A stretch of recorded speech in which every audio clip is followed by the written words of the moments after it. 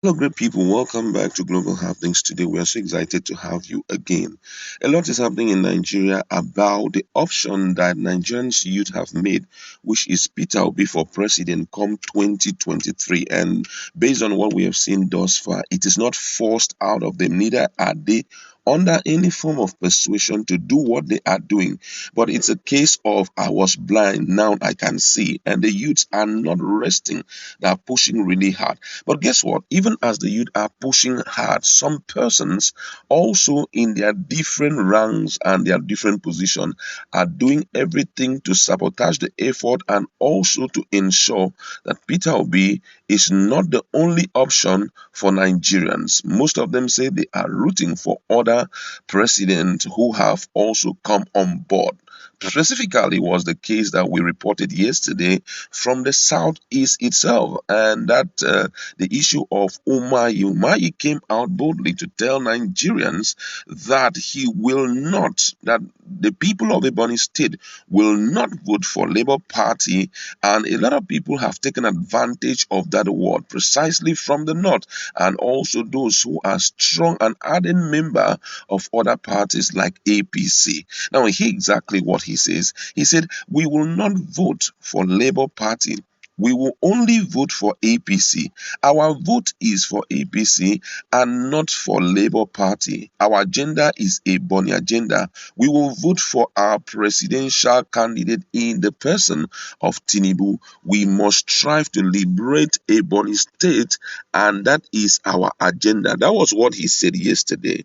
And the former media person who is working ardently against Peter Obi and also the supporters of Peter Obi, and who has also been receiving a lot of hot words from the supporter of Peter Obi, picked up that particular statement that was carried by media and began to spread it. And according to him, he said that a Bonny State is already a done deal. I mean, this is unbelievable that an Ebonyi man is the person who is playing down on Peter Obi. If you notice that most of the governors have not made even one utterance about the issue of Peter Obi, none of them have said anything, because I believe that in their hearts they may be thinking, or they are also in need of a change in Nigeria. It's really shocking to see older people, who already we have seen that they don't have the capacity to change Nigerians' narrative. They are the people that some other people are rooting for. So, but shockingly, someone like Bashir Ahmed, former media person to President Muhammadu Buhari, came up, picked up that statement made by Ebonyi State Governor, and said that Ebonyi State is already done deal. According to his tweet, he said, "With Ebonyi seems to be already in the back, we hope our star governor Umahi will work hard to influence the neighboring states in the southeast to at least get 75% of their total vote for our presidential candidate, Asiwaju Bola Ahmed Tinubu." Someone say this one no be juju. Not true. This one not juju. This is it's something that I never expected, that the first place antagonism for Peter Obi presidency will come from was the Southeast. I didn't believe that it will come from Southeast. My expectation was that the Southeast guys are going to be quiet, and when the D-Day comes, they will come out en masse and vote for Peter Obi. But shockingly, it was actually the governor from the Southeast that started the whole show, standing against Labour Party. And this is how it has always been. There were some videos I brought up some time ago where someone said from the north, the guy is actually from the north, after APC presidential primaries, the guy said that the Southeast or the Ndibo should forget about pointing accusing fingers at other people, that they are the ones marginalizing them, that nobody is marginalizing them, that they themselves are the one marginalizing themselves because they don't believe in oneness, they don't believe in unity, they don't work together. And here, it's not even up to a week that the guy made that statement. It's already proven here. They prefer to go with their parties, and tomorrow they will come out and say, "Neighbors, you all know that we we have been marginalized. Go and get your PVC. You see that they don't want us. This and that and that and that and that. Is it not shocking? Someone say this one may be juju be this. Of course, you understand. Now there are a lot of reactions also that have come up in respect to this. And someone here told the guy, say, you just wrote without, or you just write without even checking the reality on ground. And guess what? The reality is that Peter Obi has been nationally accepted.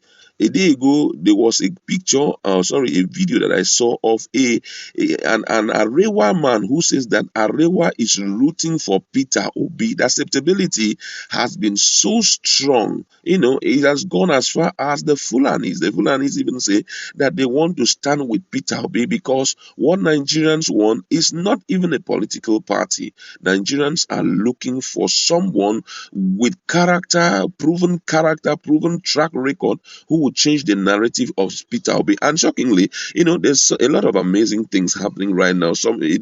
Yesterday we were talking about the issue of structure, that he doesn't have structures on ground, especially in the northern part of the country. But right now, people are themselves creating structure for Peter Obi. We have seen so many elections in Nigeria. We have not seen any one like this before. All, let me say campaign. Let me not say is the case of the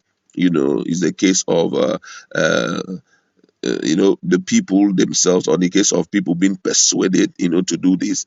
It's a case where people are willing to do what they are not told to do. I have not seen it. I don't know if you have seen it. Please, can you comment on our comment section? But this is the first of its kind. Despite the fact that there are a lot of envious people from far and near working against, the fact that Peter Obi has been nationally accepted. But guess what? It is not changing anything because people are bogusly going after him. Now, there's something too I saw some day ago when Nigerian trashed a particular Sao Tome, a particular country, about 10-0. Someone came out, precisely Obi Kobania, came out and said that this is exactly how Peter Obi would trash Atiku Abubakar and the Tinubu, and that is what they are going to experience. So now you see that Nigerians are totally ready to take Peter Obi as their number one candidate, whether he is around or whether he is not around. Or in our neighborhood, wherever we find ourselves, they are rooting for him. And being that this is the situation, I think it should be fully intensified, and people should all go out, to see how they can secure PVCs for themselves. And guess what? The amazing thing here is, if you've been watching other cases of people voting, most of them did it because they have been talked to. Somebody talked to them and say, vote for this person, vote for them. But this one, you see young people from the northern part of the country, they by themselves, they just wake up and say, this is the person that we want. We are not going out for any other person. This is the person that we want. We want to support it. I was shocked to also see a video. That video has been around for a while. And the video, some Yoruba women, Hausa women were the ones who went to register for their PVC, and shockingly, they were just shouting that Peter Obi is our candidate. Peter Obi is the person that we want. All of them, they were just chanting the same thing. Peter Obi has gone far, I must confess. Now, what we are having like structure are self-created structure, not being pioneered by Peter Obi, by those who are lovers of Peter Obi. The whole issue is, the narrative is changing like never before. If wherever you are, I want you to pray for Peter Obi, because the way the man is coming like tsunami, the way his name is spreading into the nooks and crannies of Nigeria is really shocking. We pray that God will preserve him. That's why we